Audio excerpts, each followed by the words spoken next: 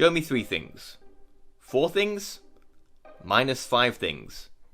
Pi things? I things. Have you ever noticed how weird negative numbers are? While we tend to think of positive numbers as representing tangible quantities of things, we can't get our hands on a negative amount of objects, and yet they have an infinitude of uses. The concept of debt is made easier, also concepts like temperature and altitude, where there's a clearly defined 0 point, and even concepts like electric charge, where quantities can be equal in magnitude but opposite in sign. The negativeness is just defining the direction of the number. But is that how mathematicians define negatives? And what about the other numbers? We would never question the usefulness of fractions, or numbers like pi, which we can never actually fully write down, or numbers like I, which seems so abstract as to bear the unfortunate moniker imaginary. Do mathematicians have a concrete, tangible way of defining numbers like these? The answer is yes. And that's what I'll share with you today, but strap in, it's about to get complex. Literally. This will be an epic journey of many mathematical steps through the weird and wonderful world of abstractions and axioms, of foundations and functions, of sets and structures, of real and rational and irrational and integer, through infinity and the imaginary. But stick with me, I'll guide you through this mathematical maze one step at a time, and together we'll gain a greater understanding of every number there is.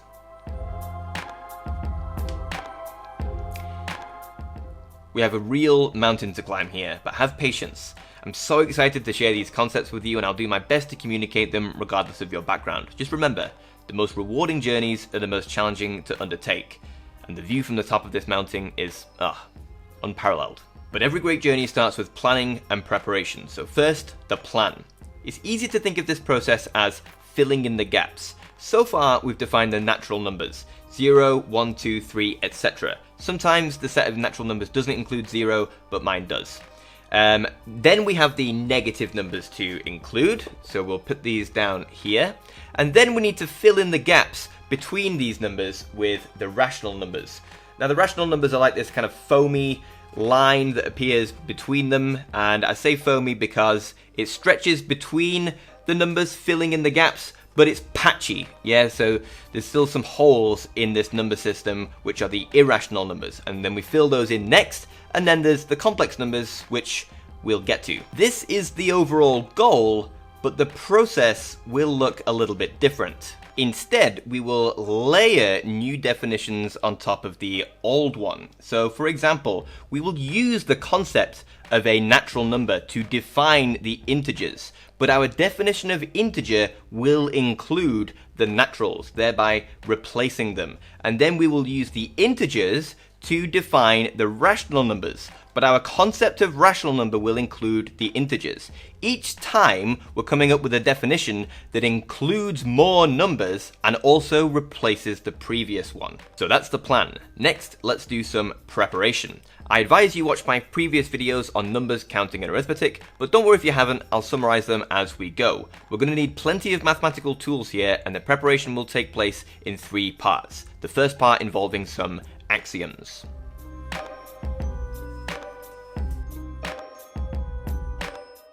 So not only will we fill in the gaps between our numbers, we'll also be filling in gaps in our axiomatic foundation.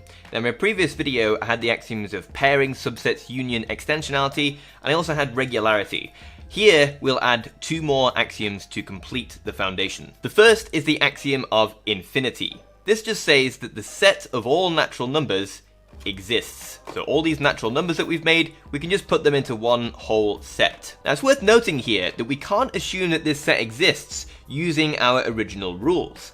I mean, we could keep taking the successor of natural numbers to create new natural numbers, and then we could keep trying to use pairing and union to group them all together, but we can't do that an infinite number of times. Eventually, we have to stop the process.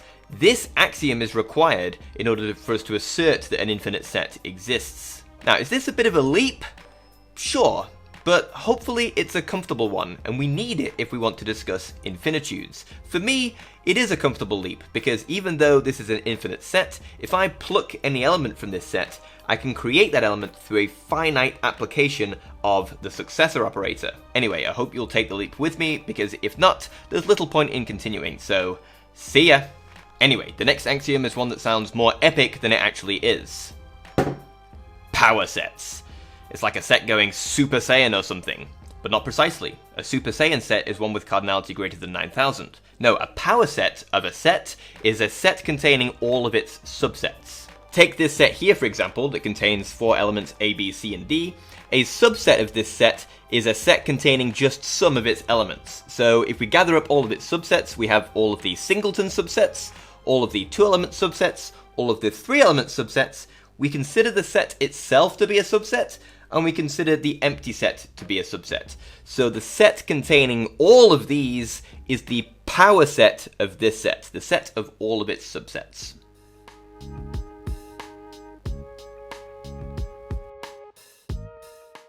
Let's talk about ordered pairs. Let's say I have 2 sets A and B. What we need to be able to do quite often is we need to be able to construct the set of all ordered pairs where the first element X has come from A and the second element Y has come from B. How do we construct this entire set from our axiomatic foundation? First of all, remember that the ordered pair XY is actually shorthand for the set containing X and 1 and the set containing Y and 2. The elements 1 and 2 are just tagging which element is first in the pair and which element is second in the pair. And like I did in my previous video, don't worry about the fact that 1 and 2 might be members of these sets. We're just going to assume for now that they're not. If they were, we could just use different tags for which is denoting the first and which is denoting the second element in the pair. Now the set of all ordered pairs, such that the first element is in A and the second element is in B, is called the Cartesian product of A and B, and we write it using the usual product symbol like that, so it's defined to be this set here. And how do I construct that? Well, if I wanted to construct this with finite sets, then sure, I could use a combination of subsets and pairing and union to construct all the pairs and then bundle them all together into a set that contains all of them.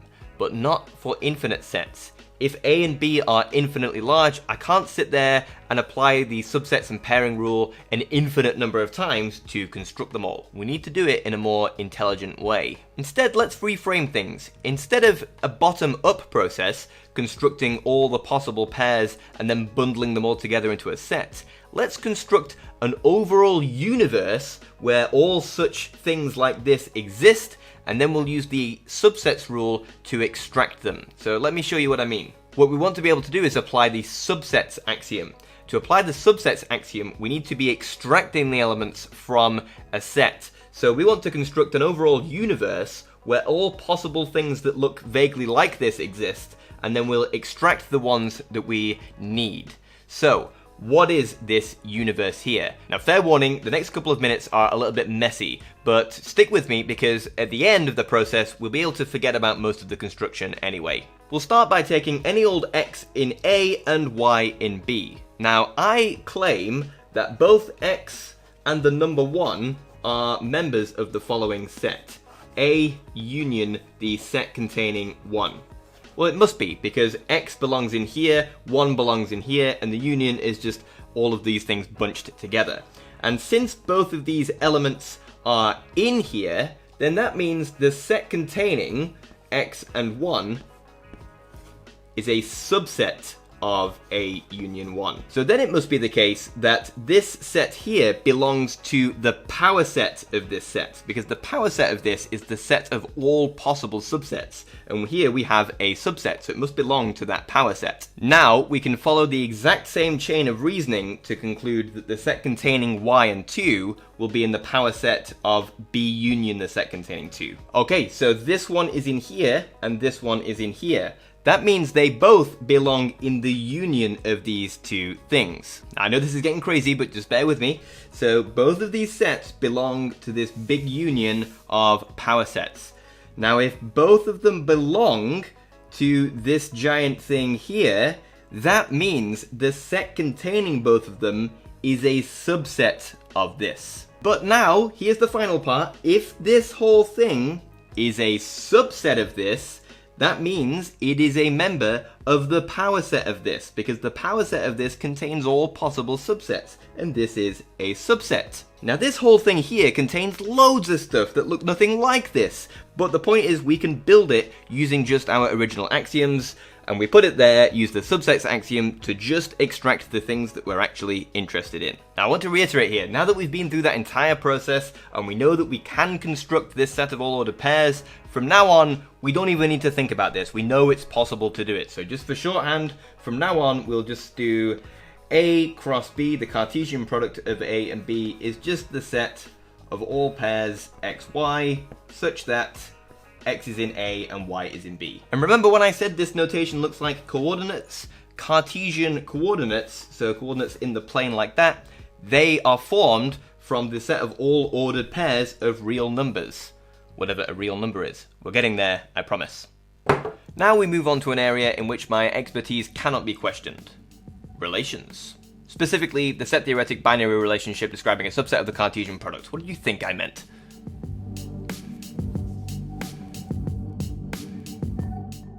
So far, we've thought of the contents of a set as these individual packets. We haven't really thought much about how to organize or how to compare these elements. That's what relations allow us to do, to see how the elements relate to one another. So that we can get used to relations, let's just deal with numbers colloquially. I'm going to take this set containing the numbers 1 to 5, and we'll drop all of our axiomatic stuff and just deal with numbers as we're used to for now. Now, all a relation is something that takes two elements of the set and returns a value of true or false, depending on what the relation is. You're already used to some relations. Let me show you. Equality is an example of a relation, because we could take two elements, and depending on what these elements are, it returns a value of true or false. This one happens to return true when the elements are identical. So here we have a value of true, whereas here we have a value of false. Let's look at a different relation. So we've got equality, but we've also got, say, less than. So this is now returning a value of true. Notice that in some relations, it matters which order the elements are placed. So here, we swap the elements, and now we return a value of false. Now, relations are really flexible. So let's look at a few different examples just so we can get used to them. So is not equal to is an example of a relation. This returns a value of true if these elements are not the same. We could also have divides. So this returns a value of true if the second element is a multiple of the first. So this is false, as 2 isn't a multiple of 3, but for example, this returns a value of true because 2 does divide 4. 4 is a multiple of 2. And the last one that we're going to look at is one that I'm going to call the parity check relation. So this returns a value of true if these numbers have the same parity. That's if they are odd or even. So here we have true, whereas here we would have false. As always, it's always worth asking, how are we actually constructing these in the language of our sets? Because the only things that we know exist are our axioms, and so far, the natural numbers. Well, here's how we do it. We do it a lot like we do it with functions. So let's call the set A, this set that I've created, the set containing the numbers 1 to 5. Now, the relation is actually a set, and it's a set of ordered pairs that encodes the relation. So here is the less than relation, but encoded as pairs. This will return a value of true if and only if the pair is a member of the relation set. If I make a different inquiry, like 2 and 1, because the ordered pair 2, 1 is not a member of the set, this returns a value of false. Usually we don't think of relations as sets, but we just encode them in this way. The real way we usually think about relations is in this kind of context where we are getting a true or false reading depending on what the relation is. Now steel yourself, because I need to teach you 3 new words to help us discuss relations. Unfortunately, there's no way around this, we're just going to have to power through. The first word is reflexive. Now, a relation is reflexive whenever every element is related to itself. So, for example, equality is reflexive because all numbers are related to themselves, because all numbers equal themselves. For example, less than is not a reflexive relation because it is not true that 2 is less than 2. And before we move on, I encourage you to pause the video here and decide whether divides, the parity check, and is not equal to are reflexive.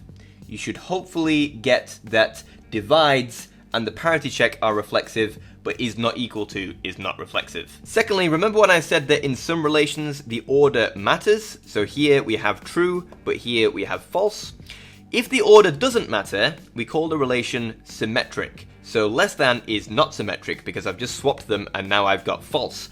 Whereas, for example, equality is an example of a symmetric relation because whenever this is true, then this is true. And again, I want you to pause the video here and try and decide whether divides, the parity check, and is not equal to are symmetric. You should hopefully get that divides is not symmetric, the parity check is symmetric, and is not equal to is symmetric. Finally, let's discuss when relations are what we call transitive. So this is when, if we have A is related to B, and we have that B is related to C, then automatically A is related to C. If a relation has that property, we call it transitive. I like to think of it as we can cut out the middleman. So whenever we have a chain of related elements, we can cut out the middle one and say that the outside members of the chain are indeed related. And less than is an example of a transitive relation, because if A is less than B and B is less than C, then surely A is less than C. But, for example, is not equal to is not transitive, because, for example, 2 is related to 3 because they're not the same, 3 is related to 2 because they're not the same, but that doesn't necessarily imply that 2 is related to 2. We've cut out the middleman, but suddenly we've got a falsehood. So this is an example of relation that isn't transitive. Again, pause the video here, decide whether equality, divides, and the parity check are transitive. You should get that in fact they all are. Isn't that nice? So if you've done your homework, you should have something like this. So this is describing whether each of the 5 relations we're using in this example are reflexive, symmetric, and transitive. And something very special happens when they have all 3 of these properties. So we've got, for example, equality and the parity check. They have all 3 of these properties. A relation that has all 3 of these properties we call an equivalence relation. And something magic happens when we have an equivalence relation. Let me show you. Let's look at the parity check relation in more detail, because this had all 3 of those properties. It's what we call an equivalence relation. So what I'm going to do is I'm going to pick an element, like 1 for example, and I'm going to build the set of all of its relatives, all of the elements that 1 is related to. So the parity check relation is true if the numbers have the same parity. So 1 is odd, 2 is even, so they're not related.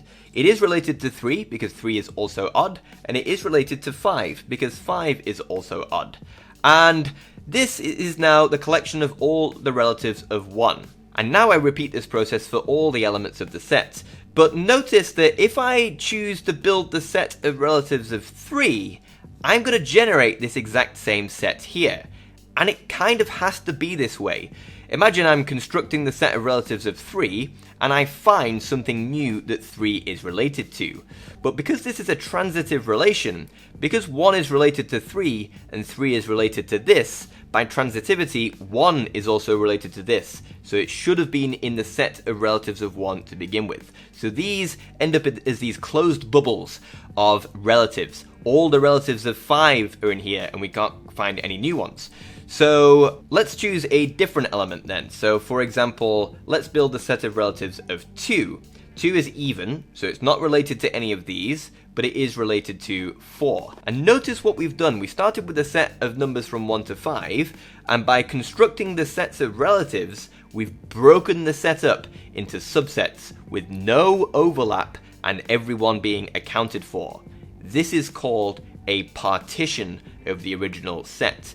And any equivalence relation induces a partition. So if you have any equivalence relation, by building the collections of relatives, you end up with these bubbles of elements that don't overlap and that account for every element. And that is going to be absolutely essential going forward. It's the most important new concept in this video. It's the key to understanding how we construct all the more complex numbers, like the integers, the rationals, the reals, and the complex numbers. Because it's so important, I'm going to just do one more example just to make absolutely clear that we know what we're doing. So this time I'm going to define a relation not on numbers, but on pairs of numbers. So I've got this set, the set containing 0, 1, and 2. I've taken the Cartesian product of that with itself, generating all pairs of numbers AB such that A and B are both either 0, 1, and 2. So it's this 9-element set here. And the relation I'm going to define is these two pairs are related if and only if they have the same sum. So if we add up the numbers in the pair and I get the same sum over here, then they are related. So for example, 1, 1 and 2, 0 are related because 1 plus 1 is the same as 2 plus 0. They both add up to 2. Whereas 1, 1 and 2, 1 are not related because 1, 1 makes 2, 2 and 1 make 3. They don't have the same sum. I claim that this is an equivalence relation, and it's pretty easy to check. Everything must be related to itself because if you add up the elements, it's the same sum as if you add up the same elements. It's a symmetric relation because if two sums are the same, then they must be the same in reverse order. And it's transitive because if two pairs have the same sum and two other pairs have the same sum, then they all three must add up to the same thing. So the two outside members of the chain must have the same sum. You can do it in a more formal process, but you can do that in your own time if you want to. Now, because it's an equivalence relation, it induces a partition. So this is a splitting of the set in a way that everything is accounted for and there is no overlap. So let's see what happens. So 0, 0, that is in a set all by itself. It doesn't have any other relatives because it's the only pair that adds up to 0. Similarly with 2, 2, it's the only pair that adds up to 4, so it also doesn't have any relatives. 2, 1 and 1, 2, they add up to 3. And similarly 0, 1 and 1, 0, they both add up to 1. And now this collection here in the middle, all three of these add up to 2, so they are in a set of relatives all by themselves. So you can see what's happened here. We've partitioned the original set according to whichever two pairs have the same sum. We have partitioned the set. Oof, I know that was a lot to take in, so just a quick summary. A relation, that's a way of comparing two elements of a set. A relation which is reflexive, symmetric, and transitive is called an equivalence relation, and an equivalence relation induces a partition of the original set. That is a breaking apart into subsets with no overlap and everything being accounted for. I know that was a lot in one go, but trust me, it will be worth it because we are finally ready to embark on our quest. Now would be a good time to take a quick break if you need to, but come straight back because it's all about to go down. Very quickly, since my last video, I broke 10,000 subscribers. Thank you so much for supporting the channel. I'm so glad that so many of you out there are willing to support me because I've got loads of ideas for upcoming videos. And if you're excited to see those, please make sure you subscribe. Also, below you'll find a link to my subreddit where I'm gathering questions. If I get enough good questions, I'll make a 10k Q&A video. It should be a less scripted and lighthearted bit of fun. Anyway, let's get to it.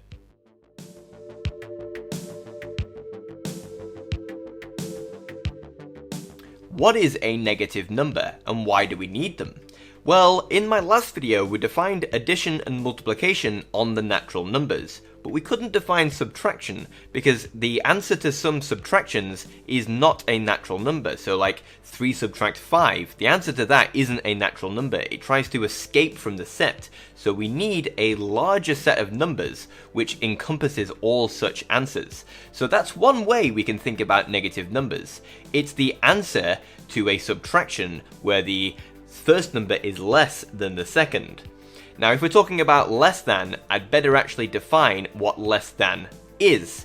So far I've got the set of natural numbers. We've got 0, 1, 2, 3, etc. And the way I define them is as follows. A natural number is the set containing all the previous ones.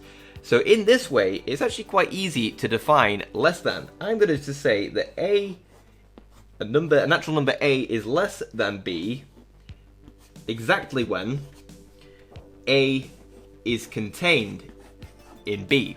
And that feels a bit weird, but it's just a way of encoding our intuition of what less than means. So for example, 2 is less than 3 because 2 is a member of the 3 set, and 2 is a member of all the sets that are further down the list. So 2 is going to be less than each of these. The collection of these numbers I call n for natural. And as I said, we can think about negatives as the result of subtractions when the first number is less than the second number. Since we're dealing with subtractions, which is something we do on a pair of numbers, we're actually going to start not with the set of naturals, but with the Cartesian product of n with itself, i.e. the set of all ordered pairs of natural numbers. Let me show you what I mean. So we've got the set of all ordered pairs of natural numbers, and I'm going to define a relation on this set of pairs. I'm going to say that two pairs are related if they have the same subtraction. So for example,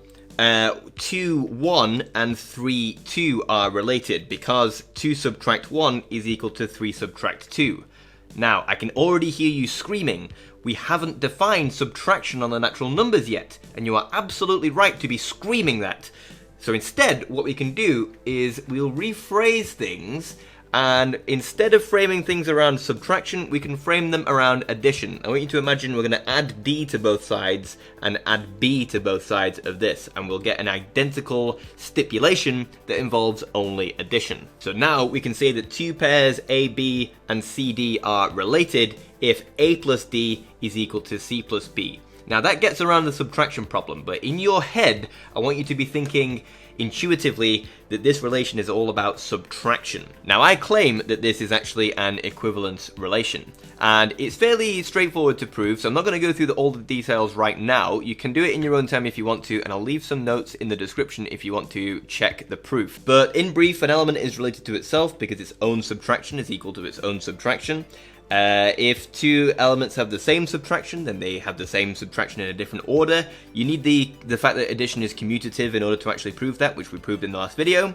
And if two elements are equal, and two elements are equal, their subtractions are equal, I mean, then it must be the case that those outside elements have the same subtraction as well, so it's transitive. So since it's reflexive, symmetric, and transitive, it is an equivalence relation. Again, I'm not going to go through the full details, we're just going to take it as given that it is an equivalence relation. And what do we know about equivalence relations? They induce partitions. So, we'll start with 0, 0, and I'm going to construct the set of all of its relatives. Well, 0 subtract 0 is 0, and you'll notice that all the elements on this main diagonal all have a subtraction of 0. So the set of relatives of 0 is going to look something like this, where we strip away everything else and just have this whole main diagonal here. Now let's look at 1, 0. 1 subtract 0 is 1, and 2 subtract 1 is 1. So again, we follow this pattern where all the pairs on this diagonal are related to 1, 0. And you'll notice the same for all the elements going this way. And they're going to go on forever because this is an infinite set. Now on this side, we're going to get the same pattern. 0 subtract 1 has the same answer as 1 subtract 2. If you're uncomfortable with the fact that we're using subtraction, you can use the addition definition. So for A, B, and C, D, A plus D equals C plus B is the stipulation for the relation, i.e. the outside elements have to add up to the same thing as the inside elements. And we see that here. 0 plus 2 is the same as 1 plus 1. So these are related. And you'll see it's also related to this one. We get the same pattern forming over here, where the set of relatives of 0, 1 is this whole diagonal here. The set of relatives of 0, 2 is this diagonal, and so on up in this direction. And we can see if we extend this in both directions, we'll eventually absorb all of the pairs. So this is a partition. Everything is accounted for, and there is no overlap. And here is the magic. So I'm going to give a new name to this collection of relatives, the set of all relatives that is related to 0, 0. I'm going to give it a new name. I'm going to call it integer 0. And the set of all pairs related to 1, 0, I will call 1. The set of all pairs related to 2, 0, I will call 2. The set of all pairs related to 3, 0, and so on in that direction. In general, the set of all pairs related to n, 0, I will call integer n. And in this direction, I'm going to give a new name to the set of all pairs related to 0, 1. I'm going to call it integer -1. I'm just using a symbol. We might not have seen it before, but I'm just using it here. I'm just going to call it -1.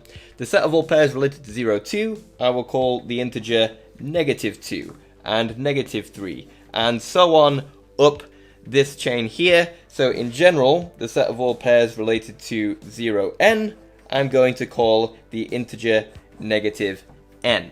And there we have it, a definition of all the integers, positive, negative, and 0. And like I said at the start of the video, we've upgraded the numbers. Our new definition of integer relies upon the definition of natural numbers, because the natural numbers are still in here, but the definition of an integer includes the natural numbers. It's like upgrading the operating system of the numbers. It relies on the old architecture, but it does everything that the old system did and more, because it also contains the negatives. Now, if we bundle all of these integers into a set, we give it a special name. We call it Z for integer. Actually, it's Z for Zahlen, which is the German for numbers. Why German? I'm not entirely sure. I couldn't find the answer. Apparently, the first recorded use of Z for the set of all integers is due to Nicholas Bourbaki. The story of Bourbaki is so cool that it's deserving of its own video. But anyway, we've got these new numbers to play with. Let me show you how we add, subtract, and multiply using these new numbers.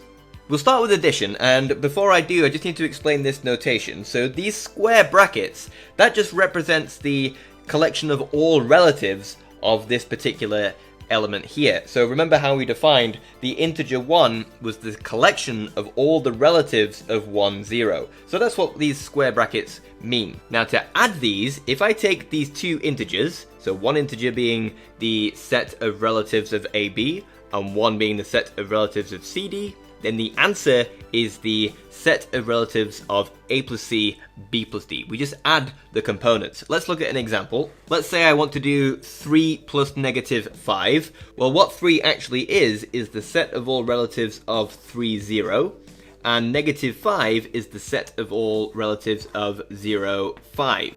And then this definition of addition up here just says, okay, you do 3 plus 0 to get 3, 0 plus 5 to get 5, and the answer is the set of all relatives of 3, 5.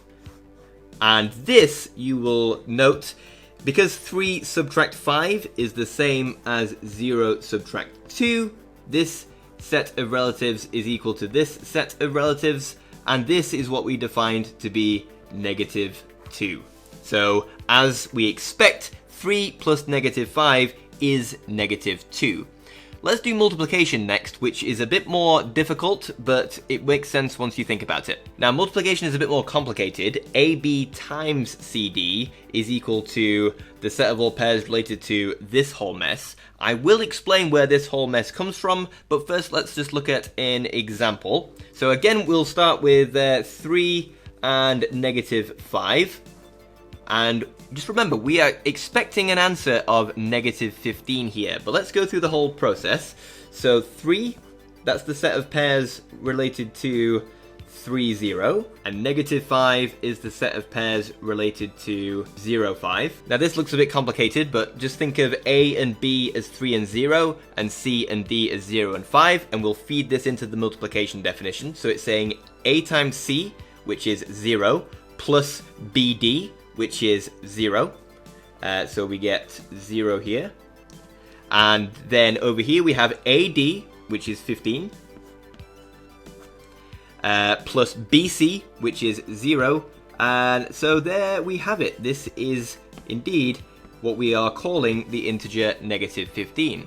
It works. Now I want to make clear, these representatives here are arbitrary. So this is the set of things related to 1, 0. But I could have defined this as the set of things related to 2, 1, or 3, 2, or anything related to 1, 0. It's going to define the same set. And this definition of multiplication will work regardless of which representative we choose. So for example, if I'd chosen a different representative here, like 7, 4, for example, so that is related to 3, 0, like our canonical representative, but I'm going to show that this definition of multiplication still works.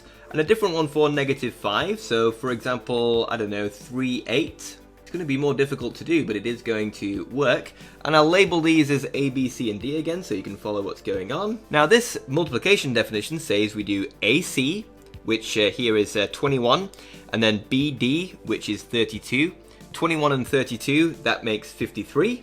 Then it says AD, which here is 56, plus BC, which is 12, so this gives 68. And now notice that this has a subtraction of negative 15. This is the same set of representatives as those related to 0, 15, which once again is the integer we are calling negative 15. So it works regardless of the representatives we choose. So what is this doing here? Why is this working? Well, I'll show you where this comes from and it'll become really clear. So where this comes from is the fact that this set of relatives AB is really encoding the notion of A subtract B. That's where these relations came from. It's this notion of subtraction. And then CD is the subtraction C subtract D. And what happens if we multiply these together? Well, we know how to expand brackets, or multiply out brackets you might call it. If we multiply them out and then extract a negative sign, what we get is this. We'll get AC plus BD, subtract the sum of AD plus BC. I'm skipping steps here, you can do it in your own time if you want to. And that is exactly how we specified the answer to the multiplication. This is the subtraction, AC plus BD, subtract AD plus BC, which is what we see here. So that's why it works. We can even define subtraction, something that we were unable to do with the natural numbers.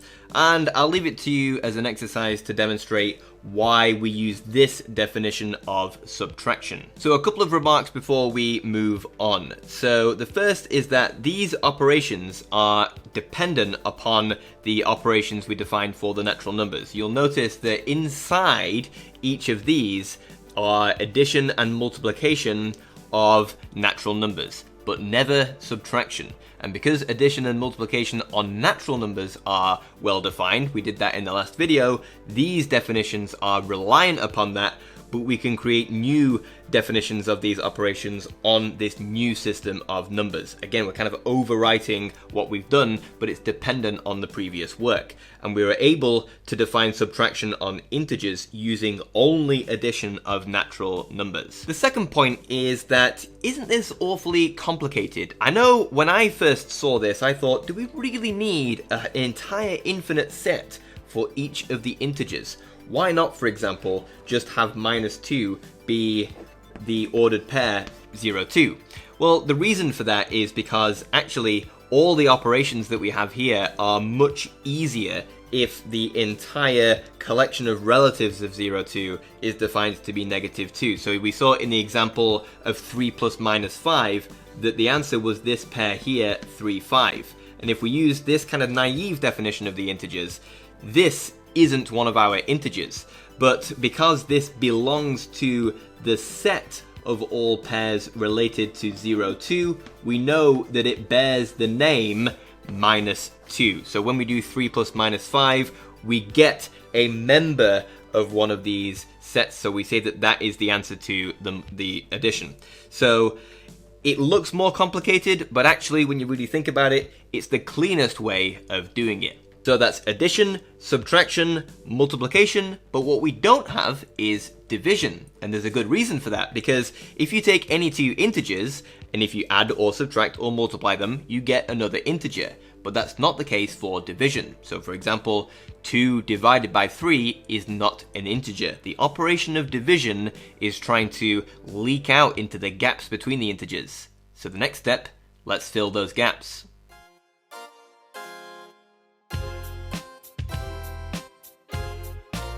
So we're about to start talking about rational numbers, but before we do, I just want to reiterate that, you know how I always say that we don't think of natural numbers as those sets? Well, it's true for integers as well. We don't permanently think of them as these infinitely large collections of pairs of natural numbers.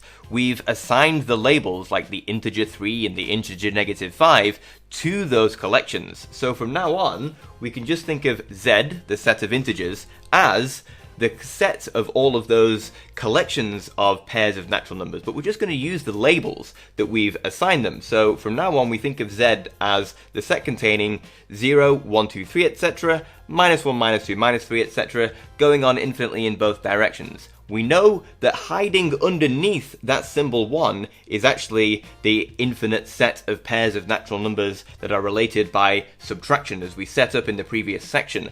But from now on, we don't really need to think about that. We can just use the shorthand that we've created. And we've proved that this shorthand works with addition, multiplication, and subtraction. And we can even go ahead and prove that they have all of the nice properties like commutativity, associativity, distributivity, and the cancellation law, and all of that good stuff. I'm not going to prove them in this video because this video is more about how we define the larger classes of numbers. Anyway, onto the rational numbers. Now, the way we set up the integers was to think about all the subtractions of natural numbers. It's going to be a very, very similar process, except this time we're going to think of divisions of integers.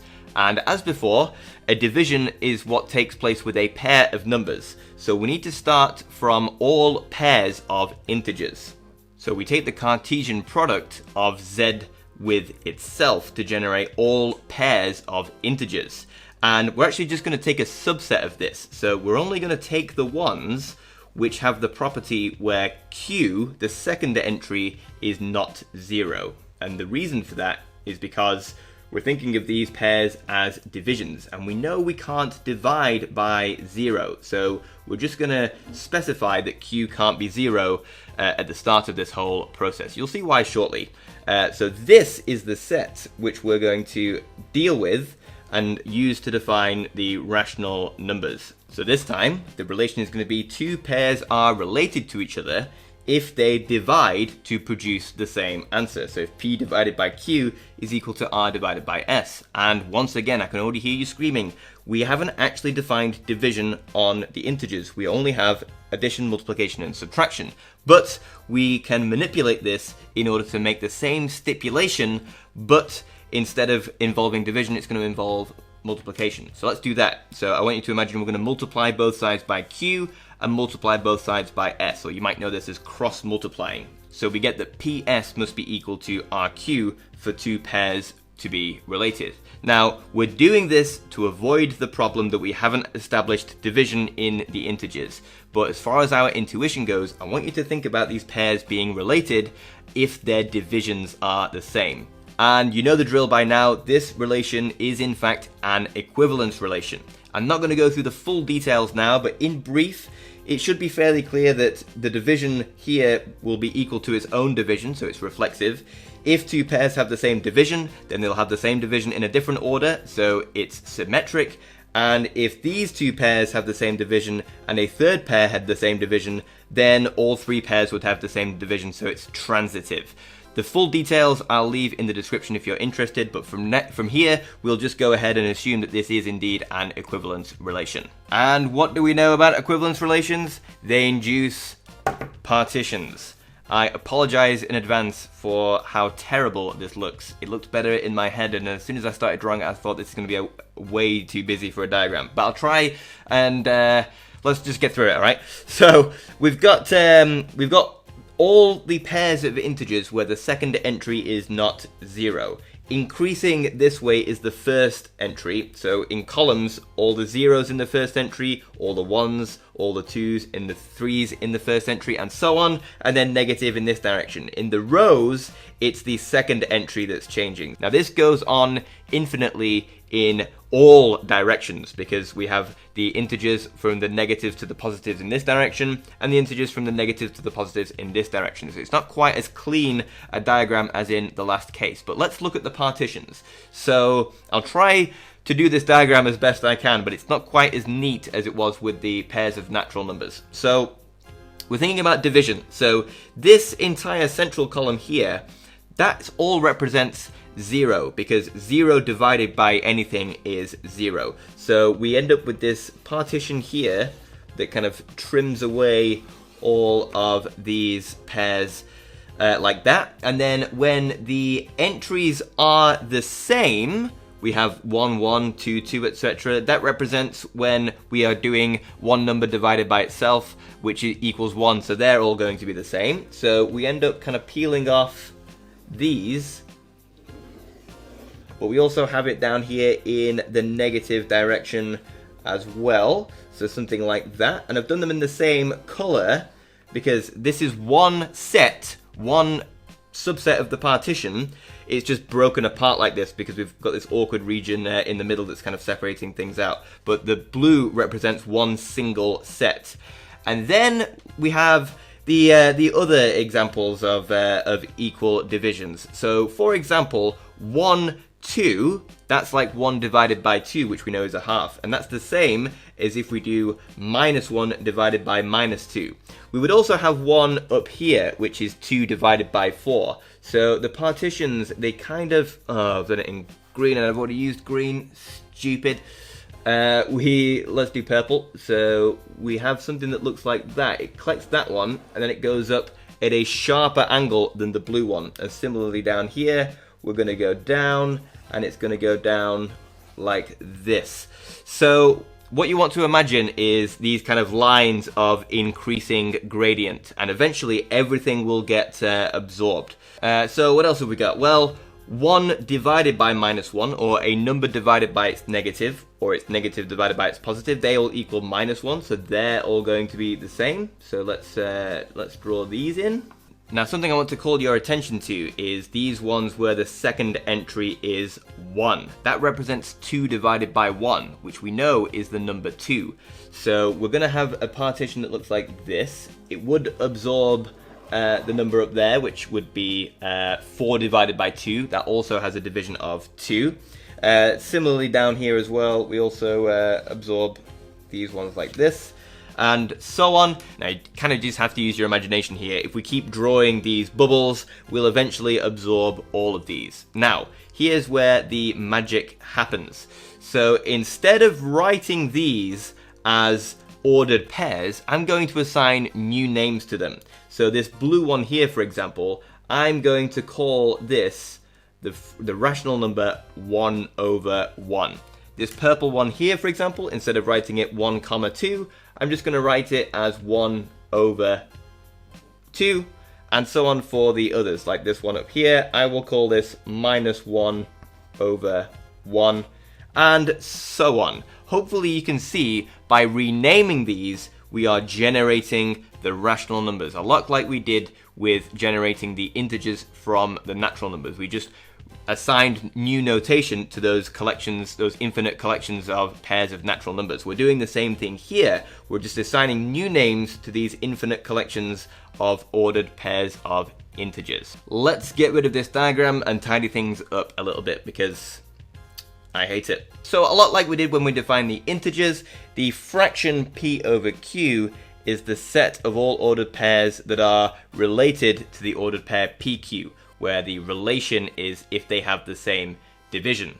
And we can go from here and actually define the 4 operations that we are used to: addition, subtraction, multiplication, and division on these fractions. So here we have the 4 operations, and notice that in each case in the definition, we are only relying on addition, subtraction, and multiplication of integers, never division. So in here, in addition, we've got multiplication, addition, and here subtraction of integers, which we know are well defined and have all the nice properties like we mentioned in the last section. This line here is not really division of integers, it's just separating out the first entry and the second entry of the ordered pair. Now, there is an incredibly weird and important property of the set of all rational numbers, but before I get there, I just want to explain a few additional things. So you'll notice that if we have a fraction that looks like this, so a integer over 1, then that represents the integer p. So p over 1, we're just going to call that p. So it's like I said at the start of the video, we're layering numbers on top of the previous ones. Something else that we're going to specify is just a matter of standardization, that we will never have a negative denominator. So let's say, for example, I have something like p over negative q. Well, that's fine, that is a rational number, but we're just going to restate that as minus p over q. So for that reason, we can always specify that the denominators are positive. If the denominator was negative, we could just change the signs of both numerator and denominator so that the denominator was positive.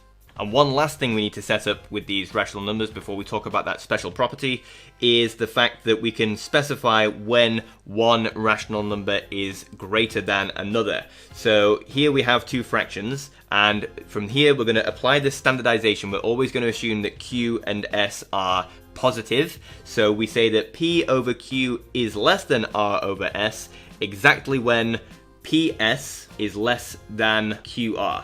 And here, all we're doing is multiplication of integers and comparing two integer values to determine which of the rational values is larger. So with these things in mind, I want to talk about density. And this is a property of the set of rational numbers, and none of the sets we've examined so far have this property. So what do I mean by density? Well, that just means that if we have any two rational numbers, we can always find a rational number in between them. So if you imagine a kind of number line here, we've got a rational number there and a rational number there, then there always is another rational number in between them. That isn't the case for any of the number systems we've looked at before, because clearly the integers and the natural numbers, they have gaps. But if you zoom in on the rational numbers, even if these numbers are very, very close to each other, there's still always another one in between them. And that's true for this rational number and this rational number. We'd be able to find another number in between those and in between those, and so on forever. So no matter how much you zoom in on the number line of rationals, you can still always find a rational number in the gap. And the proof of this is actually fairly straightforward. Let's do it. Okay, so the goal here is that if we have two rational numbers and they are different, that means that one of them must be less than the other, then we can find another rational number which squeezes in between them. Now what I'm going to do is I'm going to add these fractions together and then divide them by 2. So in other words, I'm going to take the arithmetic mean of both of these numbers. Okay, once we add them and divide by 2, we get this fraction here. And my claim is that this works. In other words, that this is in fact greater than this one, yet less than this one. So let's first prove that it's greater than p over q. So as always with proofs, we start with what we know. We know that ps is less than qr. This is given to us here in the fact that p over q is less than qs. And now what I'm going to do is I'm going to add ps to both sides of this inequality. My motivation for doing that is because I want something that looks like this ps plus qr involved in this inequality down here, because we're trying to prove facts about this fraction here. Now I'm going to multiply everything here by q, and the reason for doing that is because I want qs involved where this 2qs is here. I've got 2ps, but I want to get q involved. So let's do that. And remember, I can do that because q is not allowed to be 0 in order for this to be a rational number. So I am allowed to multiply through by q. So let's do that. Okay, and I've used the associative property here to rewrite this section so that it's really clear what's going on. It's 2qs times p is less than this entire bracket times q, because now we are done. This satisfies this inequality definition here. This is meaning that p over q is less than ps plus qr over 2qs. So we've proved the first half of the result, that this is greater than p over q. And to prove that it's less than r over s is a very, very similar argument that I'm not going to bother going through here. You can do it at home as an exercise if you want to. It's almost identical, just slightly different, so it should be fairly easy to work out. But the point is, we can always find a rational number between any two rational numbers, and that is going to be an essential property going forward. So that's the rational numbers and all of their nice properties. Now if we bundle together all of those rationals into a single set, we give it a special name. We call it Q for rational. Actually, it's Q for quotient for German reasons. And why the word rational? Well, it's easy to think that rational derives from the word ratio, since we are taking the ratio of two integers. Actually, it's the other way around. The word ratio derives from rational, a rational number being one that can be expressed as a division between two integers. and rational comes in contrast to irrational, which derives from the ancient Greek alogos, which means inexpressible. To the ancient Greeks, the irrational numbers were somehow wrong, incommensurable, and they knew that they were out there. The ancient Greeks, after all, were familiar with Pythagoras' theorem, which is named after Pythagoras, although it's not believed to have been devised by him originally. The simplest right-angled triangle you can think of, with legs of length 1, has a hypotenuse of length the square root of 2, which is easily proven to be not rational. So even though the rational numbers kind of form this nice line where even if you zoom in on them really close, you can still find another rational number, it's still patchy. There are still holes. There are gaps in our number line that need to be filled in.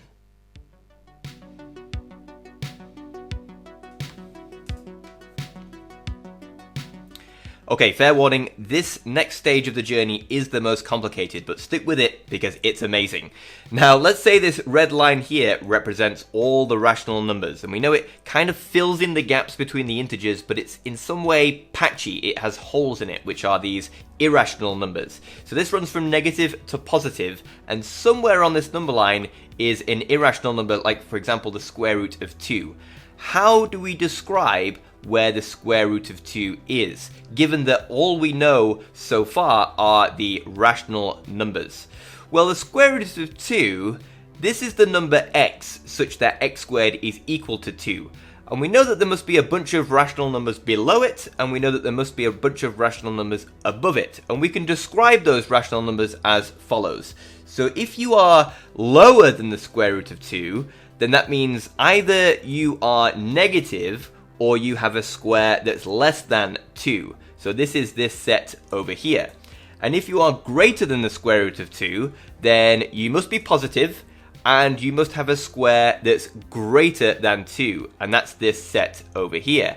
And these sets are very, very, very close to each other. They actually kind of collide where the square root of 2 is, but there's this tiny, tiny, infinitesimally small gap between them, and that point there is what we think of as the square root of 2. So having all of the rational numbers below and above, we can kind of zone in on exactly where the square root of 2 is, and it's almost like we can cut this number line exactly where the square root of 2 is, and that's where it will be. That's how we will describe it. And this cut has a special name. We call it a Dedekind cut, named after the mathematician who dedicates his kind name. So let's just be a little bit more precise. A Dedekind cut is a splitting of the rational numbers into two sets, A and B, and it has to follow a few rules in order to be a genuine Dedekind cut. So firstly, A and B, between them, have to cover the entire set of rational numbers. So for any rational number, it's in A or it's in B. Neither A nor B are allowed to be empty, so they both must contain something. And here are the two crucial rules that make this a Dedekind cut. Firstly, it's that A is what we call closed downwards. That means that it just goes on forever in that direction. So precisely, if you pick any member of A, if you pick any other rational number that's less than this one, then it must also be a member of A. So it just means that A, it starts somewhere and then goes on forever in the negative direction. And as a consequence, because between these two sets they cover the entire set of rationals, B is closed upwards. It goes on forever in that direction. And finally, here's the really brain-melting one. A must not contain a highest element. And let me just explain what I mean in a bit more detail there. So what I mean by that is that there is no member of A which is greater than everything else in A. But how can that be? Because A eventually stops and B takes over to carry the rest of the rational numbers. So surely there must be some number in here that's bigger than everything else in A. But it is possible to construct sets with no greatest element, and in fact, that is really the defining property of a Dedekind cut. So I'm going to spend a bit of time proving that this is true, we can construct these, and why it's so important. So let's say I pick a number R, and I build the set of all rational numbers that are strictly less than R. then I claim that this has no greatest element. And the way we do that is to say, imagine if it did have a greatest element. Let's call it m for maximal. So let's assume that this exists. So m is in A, and m is greater than any A in big A. Well, it must be the case that m is less than r. We know that because this is the set of all things less than r. But because m is a rational number and r is a rational, we know that there is some rational number x such that x is greater than m but less than r. This is the density property that we proved at the end of the last section. But because x is less than r, this tells us that in fact x must be a member of A. But since it's greater than m, which was supposed to be the biggest element of A, this is a contradiction. No such m could possibly exist. So what's basically happened here is we've said, okay, imagine we find this m here that's bigger than everything else. Well, actually, because of the density of the rationals, we can always find some number here, which is in between what we thought was the maximal one and r. And now if we think if that one is the maximal one, we can find another one that's bigger, and we can keep finding ones in that smaller and smaller gap. So A in this case contains no greatest element. And here is the magic, because this is the set of all rational numbers less than r. That is how we define the real number r. We do it using these Dedekind cuts. So this real number r, it sits somewhere on the number line. How do we define it? Well, we take all of the rational numbers less than it, and we take all of the rational numbers greater than it. And this cuts the set of rational numbers, a Dedekind cut, exactly at the point where r is. So the real number r is defined to be the set containing a and b, the Dedekind cut that defines a and b. It describes where it is using two sets of rational numbers. And we can even redefine the rational numbers in this way. So in the case where r is a rational number, let's say 2/3, well, we'll take all of the rational numbers less than 2/3 and all of the rational numbers greater than 2/3. This is a Dedekind cut that describes where the number 2/3 is. So this is a way of redefining the rationals in terms of Dedekind cuts. But the main point is that we can describe exactly where the gaps in this number system are. So like with the square root of 2, the square root of 2 is defined to be the pair of sets of rational numbers such that we take all the rational numbers greater than the square root of 2 and all the rational numbers less than the square root of 2. And this is the Dedekind cut that describes the square root of 2 exactly where it is. I like to think of these as, imagine this set here is like a big arrow that points along the set of rational numbers and points at the square root of 2. It never actually gets there, but describing all of the rational numbers less than the square root of 2 tells us exactly where the square root of 2 is. It's like a big arrow that points to it. It's like, in a sense, the square root of 2 is the very next number after this set of rational numbers here. And we can describe all of the irrational numbers in this way. For example, any old thing like the 5th root of 17. You know, this is an irrational number, but we know that it cuts the line of rational numbers at some point, and we can take the set of all rational numbers q such that q to the power 5 is less than 17, and then we take all the rational numbers q such that q has q to the power 5 greater than 17. This is a Dedekind cut. We call this one A, we call this one B, and the set containing A and B, which we sometimes write like this, we call the 5th root of 17. And that is a way of defining the irrational numbers in terms of the rationals. You might be wondering about numbers like pi, and it's kind of beyond the scope of this video, but there is a way of describing pi using Dedekind cuts. So, for example, there are infinite series which describe pi, infinite series of rational numbers, and you can do that with Dedekind cuts. You take the sum that's less than the sum that's greater, and in between them is exactly where pi lives. I'll maybe include some notes in the description if you want to check that out. Okay, so the next thing is that the real numbers have a very, very special property, and it's the property that really sets it apart from all the number systems that have come before. Now, before I get there, I just need to talk about when one real number is less than another real number. So let's say I've got a Dedekind cut AB, which describes a real number, and a Dedekind cut CD that describes another real number. So in this case, this one is less than this one. But how can I say that this one is less than this one in terms of the cuts? Well, just focus on sets A and C for the time being. Because these sets are closed downwards, C goes on forever in that direction, and A goes on forever in that direction, we can see that A will actually be fully contained in C, because C starts here and goes that way, and A only starts here. And that is how we define when real numbers are less than each other. So here I've got the notation that we use for Dedekind cuts with this bar.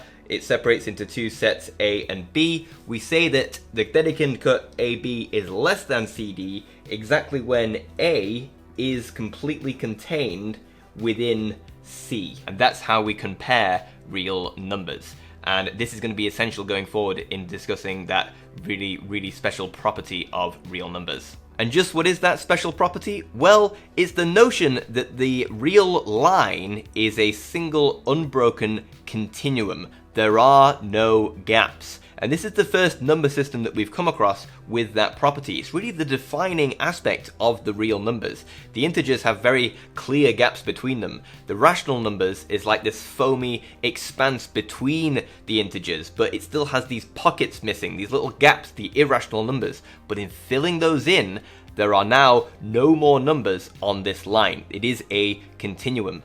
And it's just amazing. Now, how do we prove that the real numbers are this unbroken continuum? Well, the proofs involved here are very sticky and very technical, so I'm not going to give all the details here, but I will give you the gist of how it works. And I know I keep saying that in this video, I keep saying I'm not going to give you all the details. And the reason for that is because I don't want the videos to get too bogged down with too many technical details. These videos aren't intended as a replacement for a formal education. They're just here to spark your interest and your curiosity. And if you wanted to study this on your own, you've got some intuitive feel for what's going on and you can fall back on that intuition when required. Anyway, I'll give you the gist of how this works. So let's say we have two real numbers here, described by these Dedekind cuts, and we'll just focus on the lower part of each of these cuts. And I want you to imagine that these two Dedekind cuts are very close together. And imagine that we were worried that there is actually a hole in our real number line, that there is some number right in between the set A and the set C. What we will do is demonstrate that in fact there is something in that gap. That's how we will prove that this is in fact an unbroken line. So let's do it. Okay, so the idea here, we've got these real numbers A and C described by their Dedekind cuts. The lower set of the real number A is big A, the lower set of the real number C is big C, just like this setup that I've got here on this diagram. And we are worried that there is nothing in between them. So how do we show that in fact there is always something that lives in there? Well, in this case here, we've got that A is less than C. And that is if and only if this set here is contained in that one. That's how we described less than in terms of the Dedekind cuts. Now, if A is contained in C, notice that we can't have that A is the same set as C, otherwise these real numbers would be the same number. So in fact, I'm going to draw a little symbol here, which means that they are not equal. So they're not the same set, yet A is contained in C. But if they're not the same, that must mean that C contains something that A doesn't. So there must be an element of C that is not contained in A. So let's call that Q. So we've got this element Q, which is in C, but not in A. Now you might be thinking that we are done here, because after all, we found some Q that lives inside C that is not in A, so it must be in this gap here. And this is where the diagram can be a bit misleading, because what if Q is in fact A? What if the only thing that is not in A but is in C is this real number A? Then we've not actually found anything in the gap. So we just need to be very careful here about how we do this. And what we're going to do is we're going to show that we're going to go through the cases of whether A and C are rational or irrational. We can always find something in this gap. So we'll start by assuming that they are both irrational. So in this case, if both of these are irrational numbers, since Q is a member of C, which is a subset of the rationals, Q is a rational number, so Q cannot be equal to A, so Q must genuinely be between A and C. So where they're both irrational, we can find a number in that gap. Now let's move on to the case where A is rational but C is irrational. So in the case that A is rational and C is irrational, well, we know that Q lives somewhere in here. So either Q is actually equal to this A, or it's in the gap. If it's in the gap, then we're done. We've found a number in that gap. But if Q is in fact equal to A, then we're still done because C is a Dedekind cut, which means it does not contain a greatest element, which means there is a number that's greater than Q that's still inside C. So we have found something in the gap. Now we'll reverse the roles here. Imagine that A is irrational and C is rational. Well, this case is rather like the first case. We can't have that Q is equal to C because Q is contained in the set big C. And we can't have that Q equals A because Q is a rational number, so Q must live inside the gap. So the only remaining case is what happens if both A and C are rational. Well, then it doesn't really matter about this whole Q business because we've got a rational number here, we've got a rational number here, and we know that from the density of the rationals, there is always a rational in between them. We can find something in that gap. Now, I know the actual proof is more technical, and I'm being quite hand-wavy here. So the property you're looking for, if you want to research this on your own, is called completeness. So the completeness of the reals. And that's encapsulated in the greatest lower bound property. So if you want to go ahead and self-study, that's what you're looking for. And as always, with this definition of real numbers, we are able to define addition, subtraction, multiplication, division, and prove that they have all of the nice properties using this Dedekind cut definition of real numbers. It's a bit more awkward than the last cases, but we can do it. And if we take all of the Dedekind cuts of the rational numbers and bundle them together into this one giant set, we call it R, for the German real, which means real. Now you might be wondering, if the real numbers really are this continuous unbroken line, then what room is there for more numbers? Well, let's just remember how the other numbers were motivated. So we couldn't always subtract in the natural numbers, we needed the integers. We couldn't always divide in the integers, we needed the rationals. We couldn't always take square roots in the rationals, we needed the reals, like the square root of 2, that's an irrational number. And we still can't take all square roots because the way we set this up, a negative multiplied by itself is positive, and a positive number multiplied by itself is positive. What is a number like this? It doesn't exist anywhere on this line, but it deserves to exist just like the others deserve to exist, and this is where we get to complex numbers.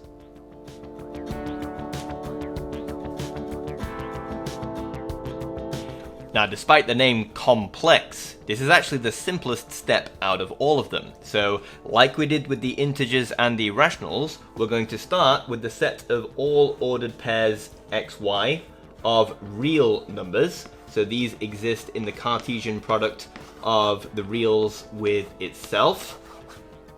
And that's it. They are the complex numbers. Done. Okay, we're not quite done. We don't need any relations or anything like that. The only thing that makes these the complex numbers is how we define multiplication. We do it in a way that isn't quite obvious. Let me show you. So if we take two of these pairs of real numbers, x, y, and uv, then we define the multiplication as follows. It's the ordered pair xu subtract yv, and then the second entry is xv plus yu. That's what makes these complex numbers. And I'll show you why. Because remember, we were motivated to do this because we didn't have a square root of -1. And why do we set it up like this? Well, we want to encode the idea that we can square to make a negative. So what we do is we just come up with a new symbol, let's call it I, and we'll make it such that I squared is equal to -1. And the way we usually write a complex number is as follows: x plus I y. and this over here would be u plus I v.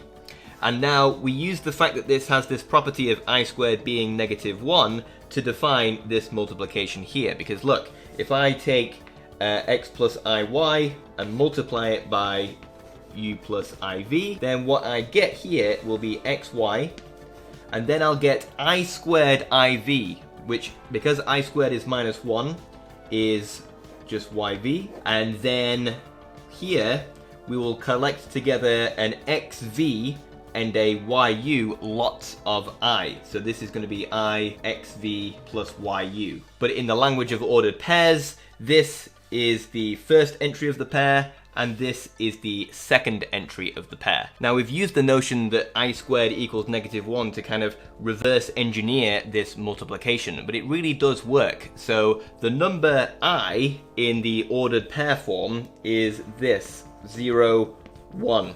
Because it's 0 plus 1 lot of I. And if we multiply this by itself, well, this is telling us to do the first two things times together.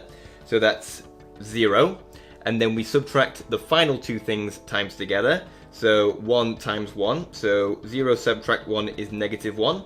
And then in the second entry, we take the two outside things. So 0 times 1, which is 0. And then we add the product of the two inside things. So y times u, which is 1 times 0, which is 0.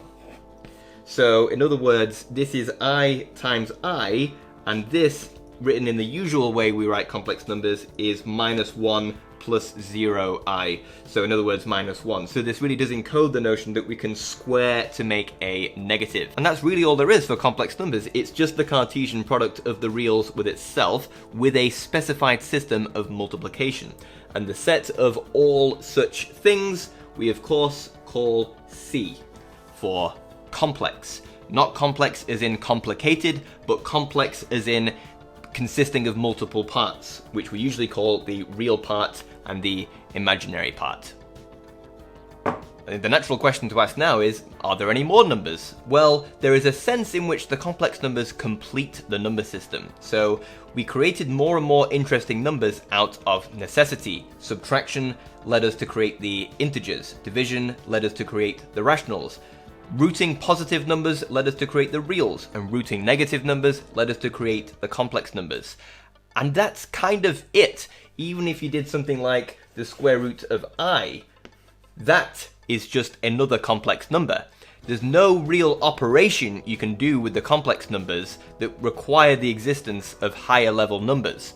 So there's really a sense in which the complex numbers finish off the number system. This is known as the fundamental theorem of algebra. That is, if you take any polynomial with complex coefficients, the solutions lie in the complex numbers. There are other systems like the quaternions, and as to whether they are numbers, it's kind of open to interpretation. For me, the complex numbers round off and complete the number system, but I'm sure that will make some people angry. So to summarise, a complex number like 2 plus 3i is actually the ordered pair 2, 3 of real numbers, where the real number 2 is actually the Dedekind cut of all rational numbers less than 2 and greater than 2, where each rational number is a collection of ordered pairs of integers related by division, where each integer is a collection of ordered pairs of natural numbers related by subtraction, where each natural number is constructed by recursively taking the successor of the empty set. Easy. Thank you so much for watching. This concludes my 4-part series of building numbers up from this mathematical foundation.